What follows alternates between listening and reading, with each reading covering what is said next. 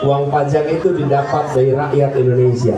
Bansos itu ada dari rakyat Indonesia yang sudah bisa membayar pajak kepada mereka yang belum sejahtera.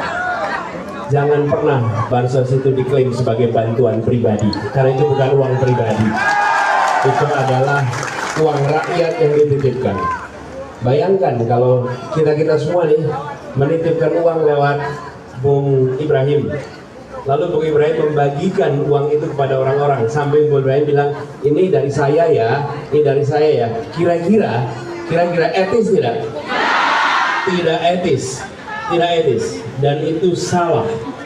Karena itulah kita harus luruskan, bansos itu adalah uang negara dari pajak rakyat, bukan dari satu orang, dan itu adalah untuk menghidupi saudara-saudara kita yang belum mampu. Karena itu menurut saya ini harus diluruskan, dan kami mau tegaskan ke depan memang akan perubahan pada bansos itu. Kita akan ubah bansos dari bansos menjadi bansos plus. Dari apa? Bansos jadi bansos plus. Bansos plus.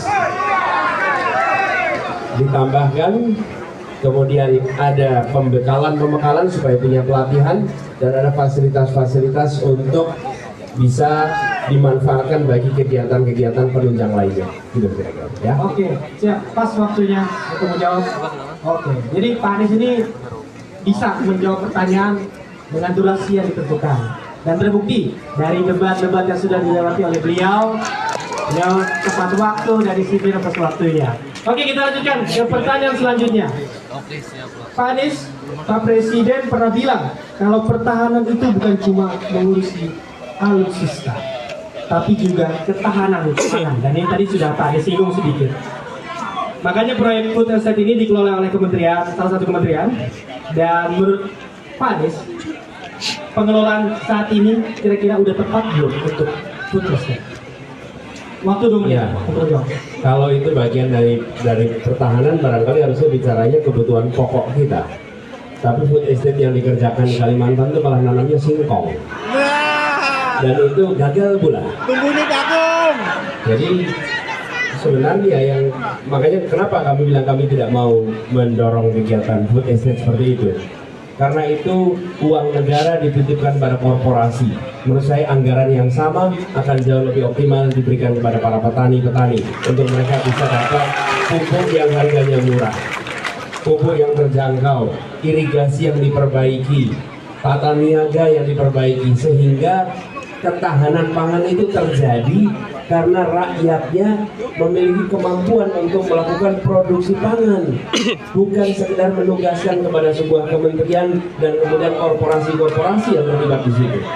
Kita melihat kita perlu memiliki bukan hanya ketahanan, tapi kedaulatan pangan, dan kedaulatan itu didapat lewat kerja para petani-petani ini.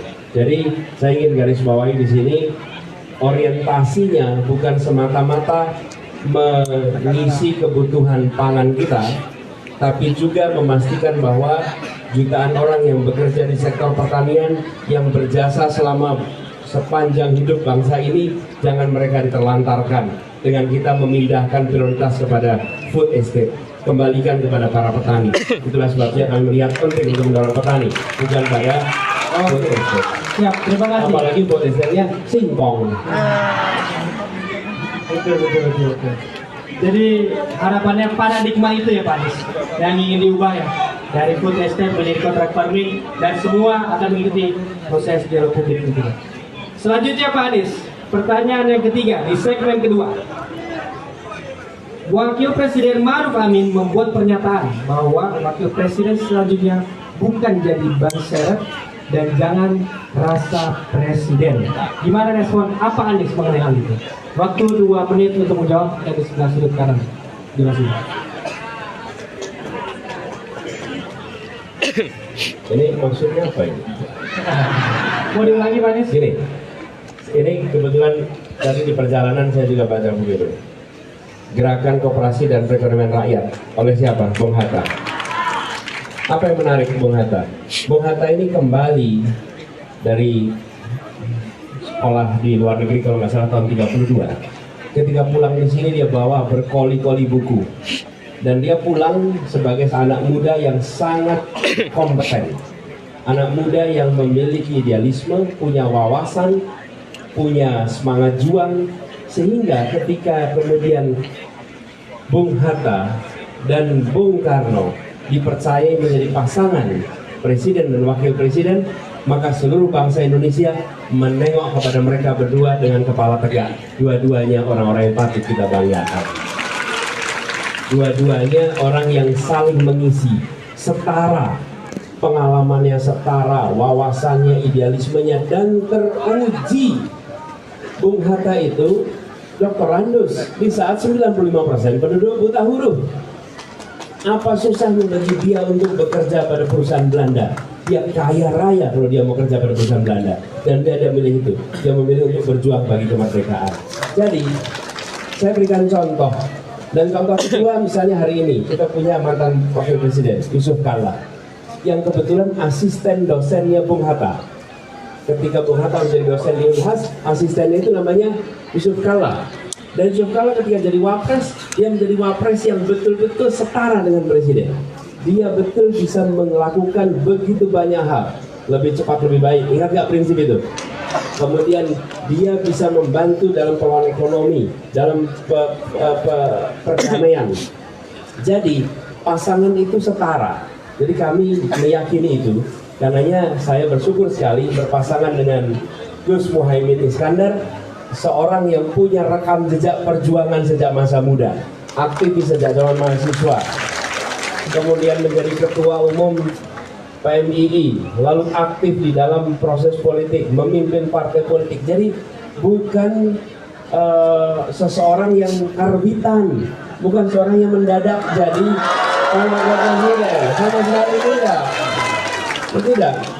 Jadi ya kalau dia buah gitu, dia buah yang matang di pohon. Dan buah belimbing yang makan di pohon tuh enak rasanya. Ya, kalau belimbing yang belum matang dimakan sakit di perut, asem. Tapi kalau belimbing yang matang di pohon enak sekali rasanya. Jadi matang di pohon itu beda dengan matang di peron, betul ya? Nah, jadi insya Allah ke depan ini sebagai pasangan, insya Allah bila amanat itu diberikan, kita bisa bekerja bersama dan setara untuk saling mengisi. Gitu. Terima kasih Pak Anies. Pak Anies juga sering bilang duit tunggal ya dengan calon presiden. Dan harapannya tadi apa yang disampaikan Pak Anies sudah menjawab ya. Karena dari sejarah dan tokoh-tokoh Minang yang berprestasi